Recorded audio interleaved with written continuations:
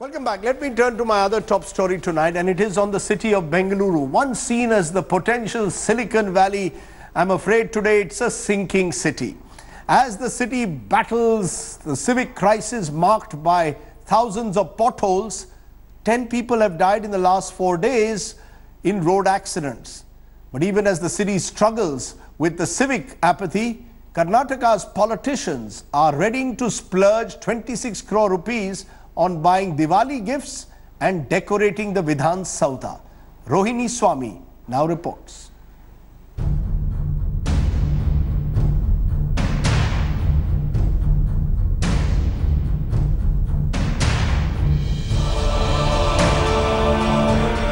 Bengaluru has rarely received this heavy rainfall in this season.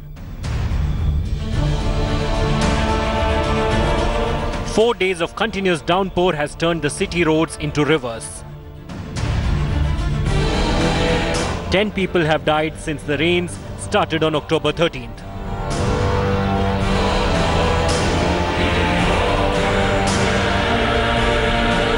An 18-year-old woman washed away in an overflowing sewer. The body of another woman was found in a stormwater drain.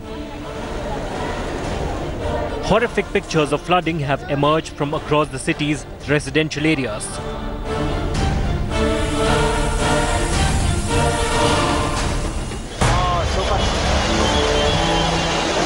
One such video shows a woman crying for help from inside a car and being rescued as the hood of the car tilted into the water. The rains have only added to the misery that already exists on Bengaluru roads. 9 people have lost their lives after vehicles hit potholes. But as the city crumbles and shortage of funds being blamed for the mess, politicians came under attack. Under fire for proposing a 26 crore rupees splurge on Diwali gifts at a time when Bengaluru is battling huge civic problems, the Congress in the state was left defenseless. These are absolutely false. We have never proposed any gift to MLA's gold coin and any other silver plates to officers. There is no proposal as such. As Bengalurians took to various forms of protest to draw attention to the mess, the state's urban development minister was in a denial mode. Bureau Report, India Today. So have the priorities of Bengaluru and indeed most urban metropolises in this country been sadly misplaced? V. Ravi Chandar, who's been talking about reviving Bengaluru as a civic evangelist, joins me, and also K. Divakar, spokesperson Congress, with us. Thank you both very much for joining us. Tell me, Mr. Divakar, with 15,935 potholes on your streets, shouldn't your priority be getting those potholes set right rather than planning to redecorate the Vidhana Soudha or even provide gifts to your MLAs at Diwali time? Whatever allegations which you are referring is only in the newspapers. According to our information, the state government is only allocating some amount for the celebration of Vidhana Soudha, where His Excellency President is addressing the joint session. Regarding the giving the gold biscuit and all, even our party people are not endorsing it. There is a general opinion against it. I don't think Speaker will venture into it. The very fact that your MLAs can think of it clearly shows misplaced priorities. No. Regarding priority, I will tell you, Raddeep ji, in the last 65 days, 58 days, there was a heavy rain. It's a natural calamity Bengaluru urban area is facing. The Bengaluru is today 825 square kilometer. In 2017, there was the number of Bengaluru corporators were 100.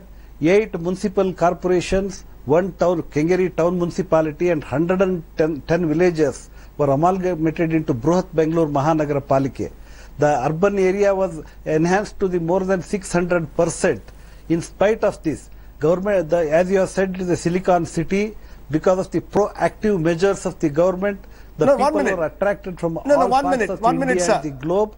and Bengaluru Corporation is doing its best. No, If you Bengaluru compare the Corporation same is doing its calamity- best. You are saying it's the pressure of population as the city widens. See, No, if let the me same- get no, in. no, no. If the You are same- saying no, no, there no. has been heavy rain, sir, for much of the last 2 months. Let me get in Mr. V. Ravichandran. Mr. Ravichandran, am I being unfair, or are we all being unfair to the government in Karnataka or the Bengaluru authorities when they are attacked for the number of potholes? They say this has been unprecedented, the rainfall, the number of people entering the city, and the city's expansion has meant that it is impossible in a way to ensure that civic amenities are provided.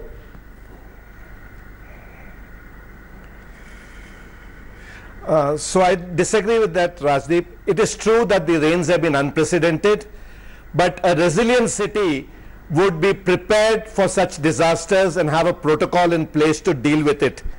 We don't have that. I think the key challenge for us really is we are in collective denial that this is just nature and it will pass. The reality is, if you're going to fix this problem, we need to break out of this denial mode, accept we have a problem and work on the solution. I fear that that is not happening sufficiently.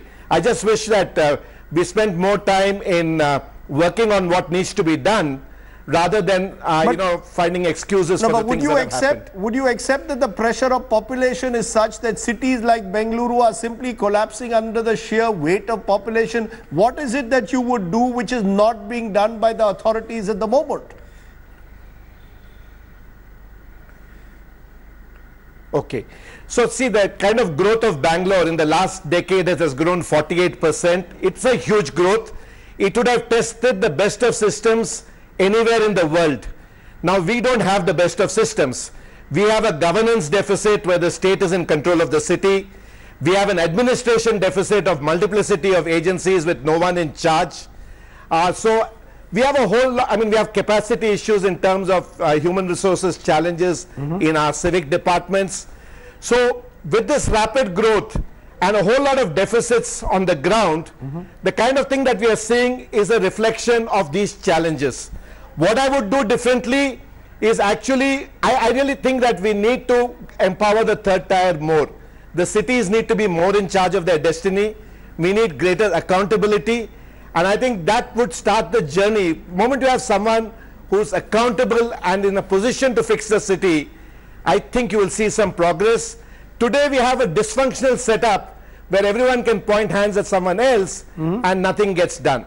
That's sounding exactly like Mumbai to me. What you're saying is sounding exactly like what happens in Mumbai, where there are multiplicity of authorities, and therefore Mumbai Ram Bharose.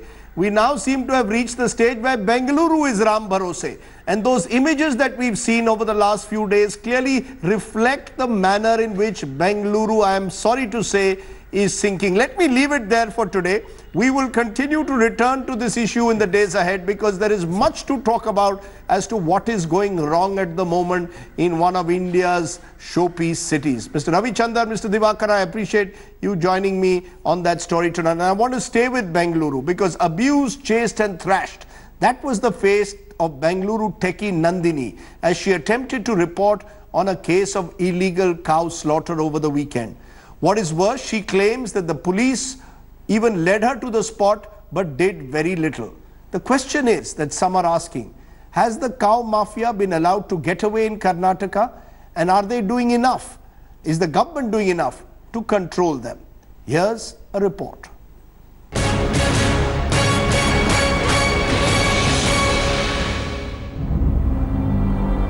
This is the condition in which a young techie Nandini was left on Saturday evening.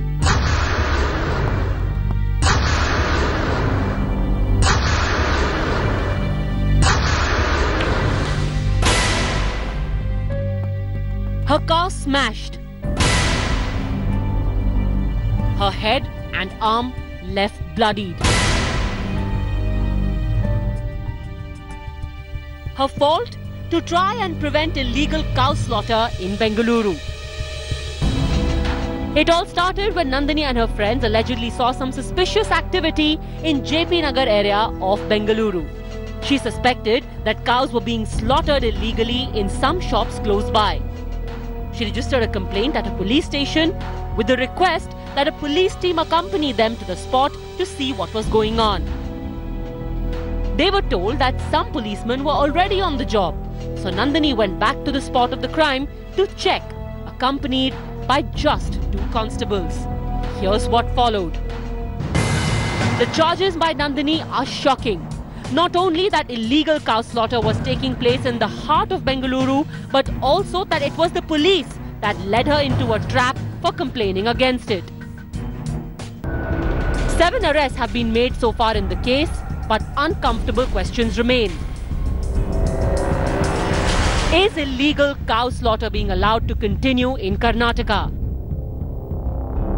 Is there a nexus between the cow mafia and the cops? And most importantly, was Nandini led into a trap, literally thrown to a mob of 100 sloganeering, marauding cow mafia? Will Mr. Siddaramaiah and his cops answer? With Nolan Pinto in Bengaluru, Bureau Report, India Today.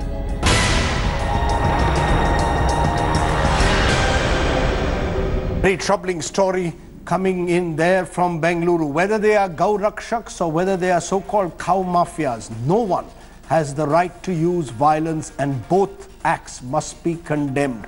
But let's not make it a zero-sum game where one action is allowed to rationalize the other.